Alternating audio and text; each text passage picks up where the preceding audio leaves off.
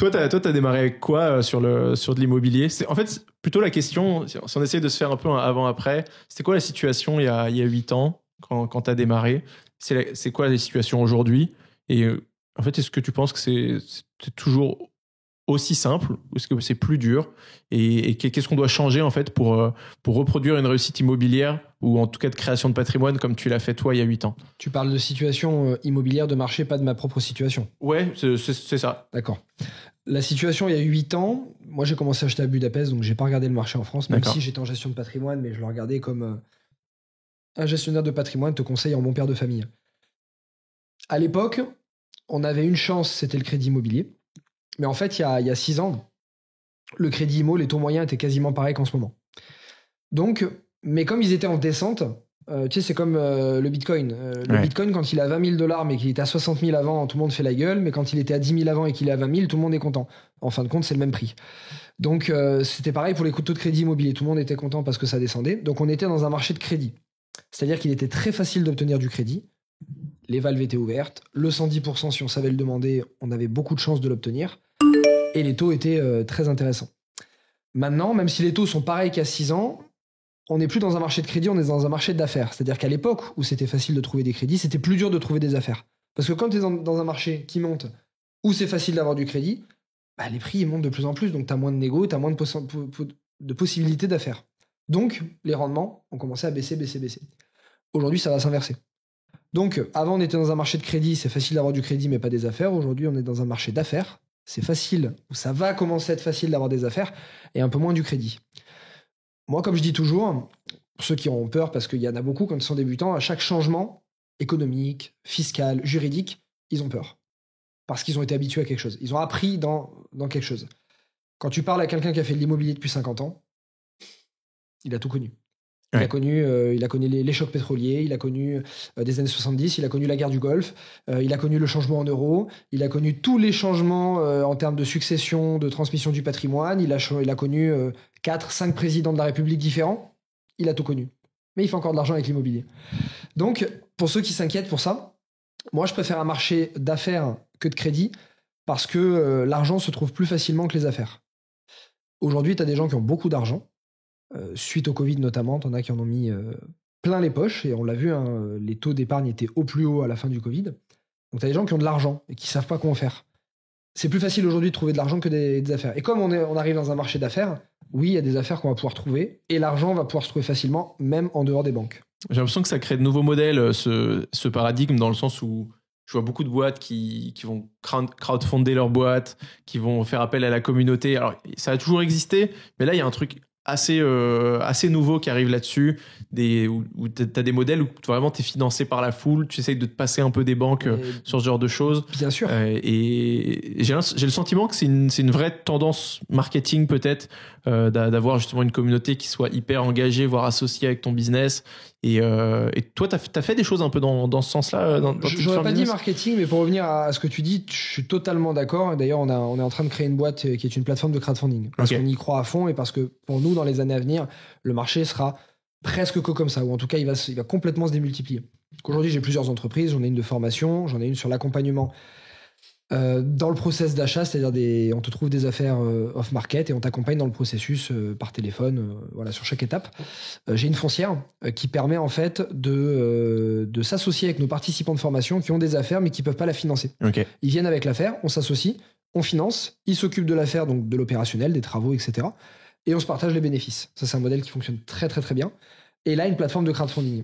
Pourquoi le crowdfunding? Donc pour ceux qui ne savent pas ce qu'est le crowdfunding, en fait, c'est le fait quand tu es un promoteur ou un investisseur immobilier, un promoteur ou marchand de biens, tu as un projet à 1 million d'euros par exemple à faire, la banque te demande 20% d'apport, donc 200 000 euros. Tu les as pas ou tu n'as pas envie de les mettre parce que tu les mets dans d'autres projets. Tu fais appel à la plateforme de crowdfunding qui, elle, va faire appel à sa communauté, à ses investisseurs.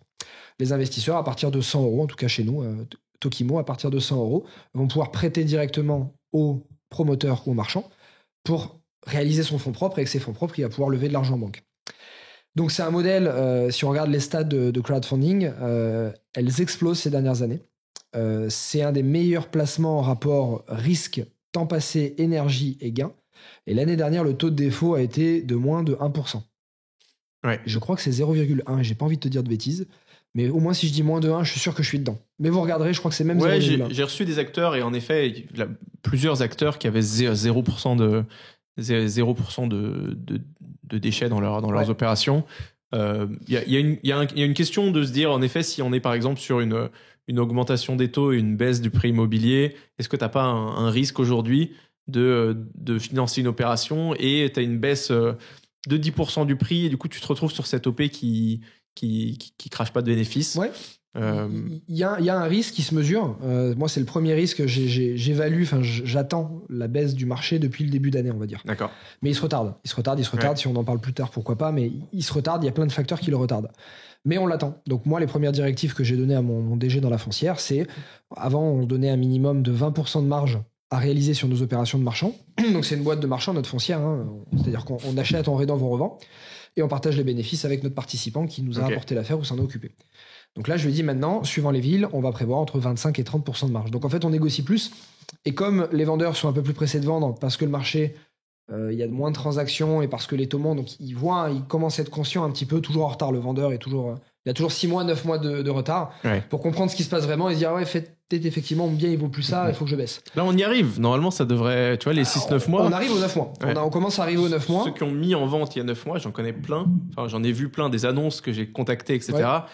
Et ils restent sur leur position, mais il y a un moment, ça fait 1 an que ton bien il est là, tu dois prendre des décisions, quoi. C'est quoi un peu tes autres conseils que tu pourrais donner pour quelqu'un en 2023 qui veut emprunter pour faire un projet? La question qu'on me pose le plus, c'est les gens qui sont conscients que le marché immobilier va baisser. Est-ce que le fait que le marché immobilier va baisser doit m'empêcher d'investir maintenant? Ouais. Et à cette question, je vais répondre non. Parce qu'aujourd'hui, mieux vaut emprunter même si l'affaire va baisser. Pourquoi? Parce que a priori, la hausse des taux sera plus importante que la baisse de l'IMO.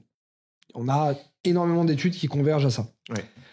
Ça veut dire quoi? Ça veut dire si tu achètes un bien immobilier à 100 000 euros aujourd'hui, potentiellement, allez, même si on a une baisse de 5% cette année, ça serait vraiment beaucoup. Ceux qui se demandent mais pourquoi, comment on prévoit, on compare par rapport à d'autres pays. Si tu prends les UK par exemple, tu prends les taux, la hausse des taux qu'ils ont subi pour leur crédit, le refinancement, ils ont subi une hausse énorme, comme aux États-Unis d'ailleurs, et eux ils ont des taux variables. Donc tu regardes les effets que ça a eu sur le marché immobilier. Je crois que c'était 7% sur 1 an, si je dis pas de bêtises, quelque chose comme ça. Sachant qu'ils ont eu des taux qui ont doublé par rapport à nous, et ils ont des taux variables, donc les personnes se sont retrouvées avec des mensualités x2 ou x3. Ouais. Ça a eu un impact que de, plus le chiffre exact, je crois que c'est pas loin de 7%, c'était à partir de 2022.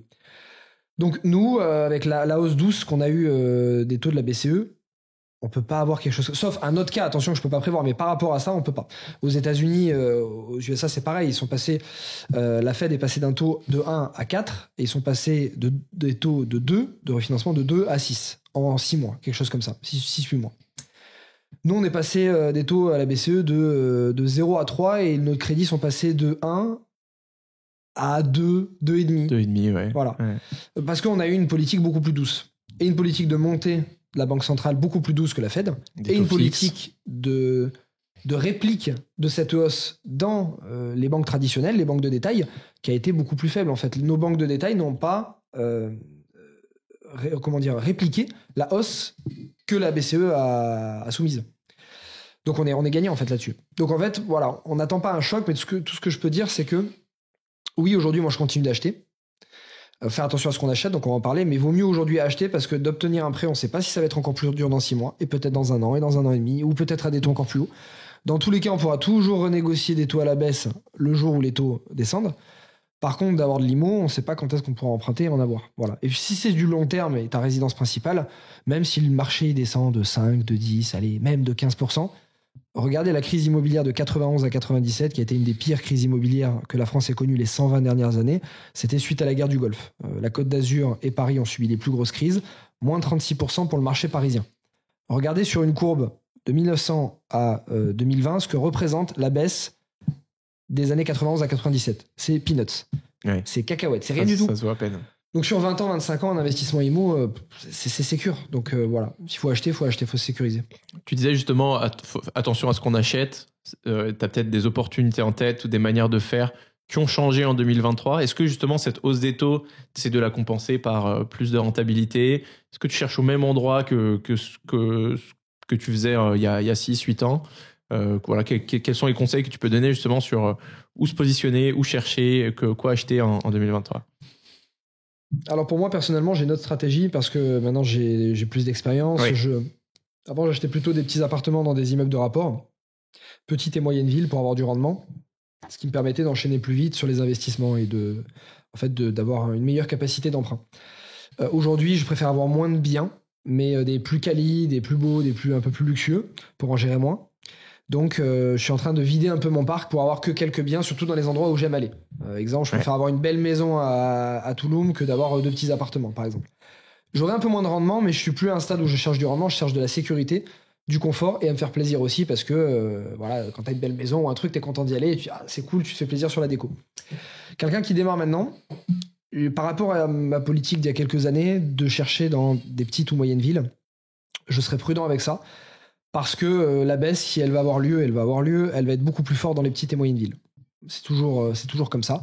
À quelques exceptions, on va toujours réussir à trouver des exceptions, mais en général, ça sera comme ça. Donc, si on a dans une petite ou moyenne ville, il faut être certain qu'elle ait des valeurs intrinsèques fortes, proches de la mer, proches de monuments historiques qui font que, ou de très très grandes entreprises qui sont installées pas loin. Ouais. Et, voilà, des choses qui vont rester, parce qu'effectivement, sinon, il y aura une décote plus importante. Ça, c'est la première chose. La deuxième, si on est dans ces villes-là, viser les meilleures rues. Voilà, tant qu'à faire, on vise du quali, l'emplacement. On aura peut-être un peu moins de rendement, mais là, sur les prochaines années, c'est pas le rendement qui va compter pour moi. C'est que le bien décote le moins possible. D'accord. Parce que tout le jeu, en fait, quand tu fais un crédit, ton crédit va être pareil dans la France entière. Entre guillemets, il n'y a pas trop de différence suivant les régions. Par contre, les biens immobiliers, oui. Donc le but, ça va être d'emprunter assez rapidement avant que les taux continuent de monter, donc d'emprunter, mais d'emprunter dans une ville ou dans un lieu qui va baisser moins que les autres. Parce que ça va baisser a priori, donc moins que les autres. Si tu fais ça, t'es gagnant. Si ta baisse IMO est moins importante que la perte du pouvoir d'achat par la montée des taux, j'espère que vous me suivez toujours, ça devient des fois un peu technique. Ah, s'ils ont l'habitude, ça va, on va enchaîner alors. Ok. Donc non, des fois je pars dans mes raisonnements et quand t'as pas la personne en face, voilà, c'est compliqué. Mais... Donc ouais, en fait, le but, c'est de trouver des villes où cette décote immobilière de prix sera a priori moins intéressante, enfin moins forte, pardon, que la baisse, que l'augmentation des taux, la baisse du pouvoir d'achat à cause de la montée des taux. Et ça se trouve, c'est pour ça que moi aujourd'hui, par exemple, je vends dans des petites villes, petites et moyennes villes, parce que je les ai depuis plusieurs années et j'ai moins envie de me casser la tête avec cette typologie de locataires aussi. Et je vais acheter dans du Paris, je vais acheter sur la Côte d'Azur, je vais acheter là-dedans.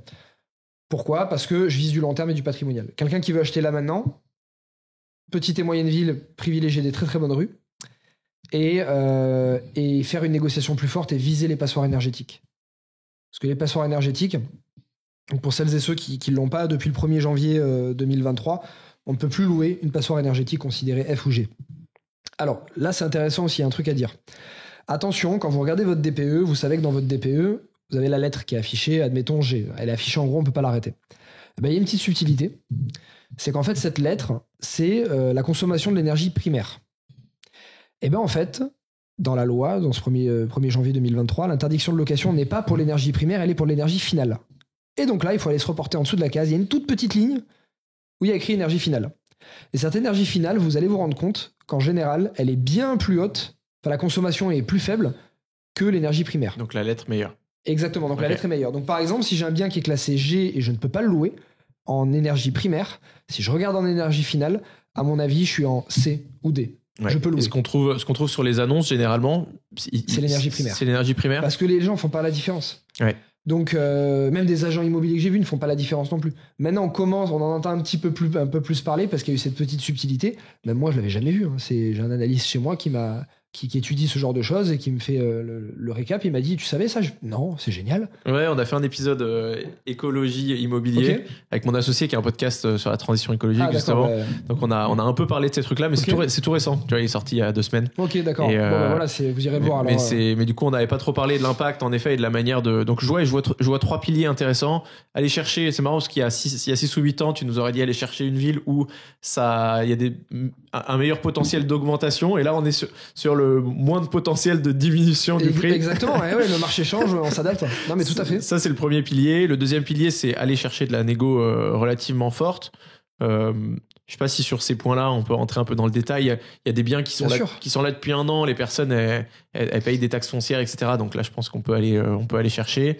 Il y a le DPE qui peut être un levier. En fait, on va mettre le DPE à part parce que le DPE, c'est quelque chose le troisième pilier. De spécifique. Ouais. Mais sur ce deuxième pilier de la négo, là, on est dans un marché attentiste. On a eu, en 2022, on va arriver à quasiment 1 100 000 transactions. On était à 1,2 million l'année dernière, donc on a eu une baisse des transactions. Ça, c'est le nombre de transactions dans l'année en France. Exactement, oui, tout à fait.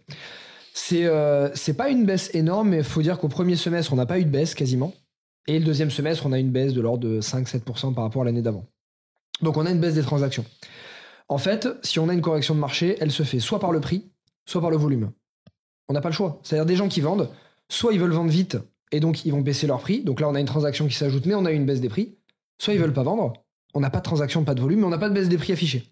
C'est pour ça qu'aujourd'hui, l'immobilier ne baisse pas, ou très peu. On a quelques villes qui baissent. On a moins 1% l'année dernière pour Paris. On a quelques villes qui ont baissé peut-être d'une dizaine %. C'est des petites, moyennes, mais c'est à la marge. Chez moi, par exemple, dans la Côte d'Azur, autour de Nice, Cannes, etc., ça monte. Mais même moi, j'y croyais pas. J'aurais pas parié. Je suis pessimiste. J'aurais pas pensé. Donc pourquoi ? Parce que les gens, ils attendent. Parce qu'on a eu beaucoup de gens qui ont accéléré leurs transactions pendant le Covid. Je fais une réponse un peu longue pour la négo, mais c'est important que vous compreniez le contexte. Parce que c'est en comprenant le contexte que vous allez comprendre qu'est-ce que vous pouvez négocier et dans quel état psychologique sont les vendeurs. Je me tape le genou depuis tout à l'heure, vous ne voyez pas, mais c'est pas grave. On a aménagé cet appartement pour que la table soit sur les escaliers. C'est ça, donc j'ai la barre, ça fait 4 fois que je fais et que on l'envoie en vidéo là, et que je tape au même endroit en plus, c'est dans le nerf du genou. C'est fait exprès, c'est pour mettre un Sans peu... Sans transition, nous repartons. Donc, nous en étions où ? Voilà, le contexte aujourd'hui. Pendant le Covid, les gens ont accéléré leurs transactions. Parce qu'ils étaient surmotivés à changer, à avoir leur terrasse, leur jardin et leur maison. Donc, il y a plein de gens qui souhaitaient un jour avoir ce type de bien qui ont accéléré leurs projets. Donc, les projets qui étaient là peut-être pour 5 ou 10 ans, ils les ont fait rapidement. Ensuite, on sort du Covid, on a cette baisse des taux, cette situation, la crise qu'on connaît, etc., etc. Donc, les gens qui avaient besoin de changer de projet, leurs projets, ils sont changés. En moyenne, les gens restent 8 ans dans un bien. On n'est pas aux 8 ans. Donc, ça va. Donc déjà, les gens sont moins pressés parce que ça. Ensuite, les gens qui ont des résidences secondaires, qui ont des biens, du patrimoine ou autre, ne vendent pas parce qu'ils n'ont pas besoin de vendre, ils ne se sentent pas en besoin de vendre aujourd'hui. Parce que malgré le fait qu'on soit en récession, légère récession, bizarrement, en général, quand on a une baisse de la croissance ou une baisse, on est en récession, on a un taux de chômage qui augmente. Pas là. C'est une des rares fois, pas là, le taux de chômage se maintient assez bas. C'est ce qu'on appelle le taux d'Okun. Si vous le regardez, O-K-U-N, c'est le coefficient d'Okun qui dit en fait qu'il y a une relation de cause à effet entre la baisse des taux de croissance avec la hausse du chômage. Là, on l'a pas. Donc ça, c'est assez intéressant. Ce qui fait que les gens, en fait, sont pas vraiment dans le besoin de vendre. Ça, c'est un autre sujet. Et ensuite, c'est que, comme tu as des gens qui attendent une baisse des crédits IMO, des taux de crédit, oui, je l'ai entendu, ça me paraît fou, mais il y a des gens qui disent oui, ça monte, ça va rebaisser. Ouais. T'en as vu aussi, ouais. Plus qu'on croit en fait. Même des gens que je suivais, que je trouvais cohérents, tu vois, et qui croient, quoi. Ouais, c'est ça qui m'inquiète. Moi, j'ai des gens qui devaient acheter une de mes maisons et qui m'ont dit oui, non, mais on va attendre la baisse des taux. Ouais, ça c'est mauvais. Eh ben écoutez, attendez. Mais on se revoit dans quelques années, à mon avis. Ouais, peut-être avant, mais... Ça serait incroyable qu'en France, ça arrive, alors qu'au Canada, ils sont passés à 7%, aux États-Unis, ça a explosé, au UK, ça a explosé. C'est surtout qu'on n'a pas encore maîtrisé l'inflation. Même on dit on a une légère baisse, on n'a pas maîtrisé l'inflation. On a une politique de la BCE qui n'est pas stable encore pour le moment. Et on n'a même pas répercuté la hausse de la BCE sur les taux de crédit des banques particuliers. Il n'y a pas de chance. Sauf si aujourd'hui on stabilise l'inflation, on redescend, on arrive à une inflation vers 2, on stabilise les taux de la BCE, oui, à 6 mois, 1 an, peut-être qu'on aura une baisse des taux. Mais bon. Donc il y a des gens qui attendent ça, et donc il y a des gens qui aujourd'hui, vu qu'on est à peu près, les gens se mettent 6 mois, 9 mois en général pour réaliser la réalité du marché et se dire, ok, si vraiment j'ai besoin de vendre, il faudrait peut-être que je commence à baisser mon prix. On va arriver à ces 6-9 mois à partir de cette première belle hausse de taux de crédit. Donc on devrait commencer à avoir quelques baisses. Mais donc vous avez des vendeurs aujourd'hui qui sont attentistes ou des vendeurs qui n'ont pas réalisé à quel point ils pouvaient baisser. C'est à vous de leur faire comprendre. Donc en fait c'est une discussion à avoir avec eux. Il y a un bien qui est en vente depuis quelques mois, vous le voyez. Il ne veut pas baisser le marché. Il dit écoutez, votre bien c'est ce qu'il valait il y a 6 mois, 1 an. Regardez la montée des taux, regardez ce qui se passe, regardez dans quoi on va être dans 6 mois, 1 an. Si vous connaissez le marché, vous pouvez l'expliquer. C'est pas juste tiens, il y a une cloison à péter, je t'enlève 5 000 €. Il y a une vraie raison. Je dis, c'est pas moi. Les taux demain vont augmenter et chaque mois, les gens vont pouvoir emprunter de moins en moins. Et ça sera de plus en plus dur pour vous de vendre. Exactement. Et les stocks d'épargne aujourd'hui ils réduisent. C'est-à-dire qu'on avait des stocks d'épargne extrêmement hauts. Le livret A a connu les records, les records de flux en août 2022. C'était les records. Parce qu'ils avaient augmenté le taux, je crois, on était quasiment à 2. Ouh, génial. Une inflation à 8 et un taux à 2, super, on perd de l'argent. Mais en tout cas, ça suffit pour que les gens affluent vers le livret A. Donc là, les stocks d'épargne se réduisent parce que les gens tapent dans l'épargne, les gens qui veulent acheter des biens immo augmentent leurs apports, donc ça se réduit. Donc si vous expliquez que les gens vont emprunter de moins en moins, qu'en plus les stocks d'épargne se réduisent, vous prenez 2-3 articles à l'appui, vous montrez un peu, montrez ce podcast si vous voulez, où j'ai fait quelques passages sur BFM Business où je parle du marché immobilier, sur 3 minutes. Hein. Vous montrez ça et vous dites, bon, qu'est-ce qu'on fait? On attend 3 mois ou dans 3 mois je reviens, mais ça sera avec une offre plus basse. Ouais. Vous avez des arguments. Donc pour moi, si vous négociez ne serait-ce que 5 à 10% de plus que ce que vous auriez négocié normalement, vous avalez largement la baisse du marché immo potentiel qui arrivera dans 1 an et demi. C'est bien ce que j'aime avec cette situation. Tu vois, c'était difficile de dire qu'on aimait la situation du Covid et qu'on en profitait. Là, c'est une situation économique. On a le droit de le dire. On peut en profiter. Et ceux qui vont le plus en profiter, c'est ceux qui comprennent le mécanisme, qui est pas évident, et qui vont pouvoir l'utiliser pour bien négocier comme ça. Donc ça, hyper intéressant. Je pense qu'il y a un vrai rôle à jouer pour les agents immobiliers. Justement, c'est eux qui vont passer le mot à énormément de transactions encore sont faites via des agents IMO. Je sais plus le chiffre, mais d'ailleurs, je l'ai trouvé énorme. Et du coup, je sais qu'il y en a beaucoup qui nous écoutent.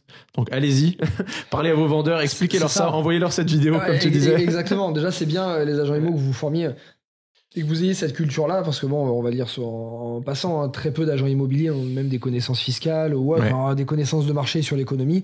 Et pourtant, moi, je peux te vendre un bien juste sur l'aspect fiscal. J'ai déjà vendu un de mes biens un jour que je possédais juste sur l'aspect fiscal parce que la personne ne connaissait pas la fisca. Et du coup, elle n'a pas négocié. Parce que j'ai dit, mais vous savez que si vous faites ça avec la fisca, le bien que je vous vends, en fait, il vous revient à temps. Ah ouais, vendu. Ouais. Donc, connaissance fiscale, connaissance du marché économique. Ça joue trop. Vous vendez, vous pouvez vendre. Donc là, effectivement, à Jean Imo, il y a un travail d'éducation à faire. Vous à vous former, puis il y a un travail d'éducation à faire pour les vendeurs. Et ils vont commencer à le comprendre parce que voilà, les médias vont aider à ça, ils vont commencer à le comprendre. Mais vous avez, les acheteurs, vous avez à négocier aujourd'hui. Moi, je continue d'acheter des biens. Par contre, j'achète des biens sur des endroits qui étaient tellement tendus. Par exemple, en ce moment, je cherche un bien sur Paris. J'ai un truc très spécifique en tête. C'est un peu plaisir, un peu renta. J'ai un truc très spécifique en tête. C'est le genre de truc que tu peux pas avoir. Le produit que tu peux pas avoir normalement, où il faut attendre des années. Tu veux en parler? Tu veux en parler? Pas encore, parce que j'ai vu une petite surprise dernièrement. Je verrai quand je l'aurai acheté, parce que c'est assez dur à avoir. Peut-être que je vais attendre 1 an et demi avant de l'avoir. Mais en tout cas, je profite de ce moment. Parce que c'est maintenant où le marché se détend un petit peu que tu peux avoir ce genre de produit rare. Peut-être pas moins cher. Je l'aurais peut-être pas moins cher à mon avis. Mais c'est pas grave parce que c'est le genre de produit où dans 20 ou 30 ans, voilà, petite vue sur la tour. Je dis rien. Je dis rien, mais en tout cas, je dirais du beau produit. Donc ça, c'est de la négo, vous pouvez faire... et comme en fait, les gens, il y a des gens qui ont peur et qui sont dans le doute parce qu'on a la crise, parce qu'on a eu l'inflation, parce que vous avez juste à regarder les médias pour ça, on va pas reparler de ces sujets. Mais si vous en parlez à un vendeur, en général, la peur, la prime de risque, tu sais, on parle de prime de risque sur les investissements financiers, la prime de risque, pour moi, est plus importante. Elle se matérialise beaucoup plus, parce que voit le vendeur que ce qu'elle va être réellement. C'est-à-dire qu'en fait, le vendeur, lui, s'il a peur, il va négocier beaucoup plus que ce que le marché aurait normalement baissé. Parce qu'il voit qu'il y a de l'inflation, que le bien va pas se vendre. Peut-être qu'il va descendre de 8% alors que le marché aurait baissé que de 3 sur 1 an et demi. C'est cette prime de risque en fait que vous pouvez aller chercher et votre marge, vous pouvez la faire ici, quoi. Avec l'arrivée du Covid, j'étais sur un gros projet co-living, 24 chambres, construction. Et donc le Covid arrive, la banque me dit non. Moi, je repars en roadshow bancaire. Et déjà, c'était 2 terrains que j'achetais pour en faire un grand, que j'avais négocié de 600 à 400. Et là, donc belle baisse. Et là, le Covid arrive. Et je me dis, de toute façon, j'aurais jamais mon financement. C'était déjà trop ambitieux pour mon niveau de l'époque. J'aurais adoré le faire. Je pense que ça aurait changé pas mal de choses, mais... T'as pas été chercher des gens pour le financer? Si. Mais finalement, c'est toute une histoire. Okay. C'est pas allé au bout. Un autre podcast. C'est pas allé au bout, mais et là, tu vois, je dis, vas-y, je tente le coup de la dernière chance pour faciliter mon dossier. Je lui donne, parce que j'étais prêt à sortir de l'affaire. Et je dis au vendeur, écoute, moi, c'est plus possible. Avec l'arrivée du Covid, je lui explique... un cours d'économie, tu vois, que je lui envoie et je lui explique sur pourquoi le Covid va faire diminuer les prix de l'immobilier de 35%. Et je me retrouve à lui dire, dans mes chiffres, ça rentre à 290 000. Et il me dit OK. Il y a quand même 2-3 questions à se poser, de dire pourquoi il a dit OK à ce prix. C'est ça. Et je crois que ça représente bien ce que tu viens de dire, où en fait tu surréagis les vendeurs surréagissent aussi à ces informations. Et ça faisait 1 an qu'il cherchait à vendre. Il a vu 2 personnes qui n'avaient pas eu leur financement. Et j'ai été la 3e. Je suis désolé pour lui. Parce que même à 290, là, c'est j'ai génial. pas En trouvé. plus, t'arrives après des financements qui sont tombés à l'eau, c'est le meilleur moment. C'était incroyable. Et à ce moment-là, si j'avais acheté, je pouvais construire 600 mètres carrés sur ce terrain de 600 mètres carrés, donc sur 3 niveaux, à Noisy-le-Sec, à 20 minutes de Paris. Aujourd'hui, ça doit en valoir 3 ou 4 fois le prix. Et voilà, donc c'est un terrain en banlieue parisienne aujourd'hui. Ah, mais après le Covid. C'est impossible. Ouais, c'est mais impossible. fallait le prévoir, je veux dire. Ouais.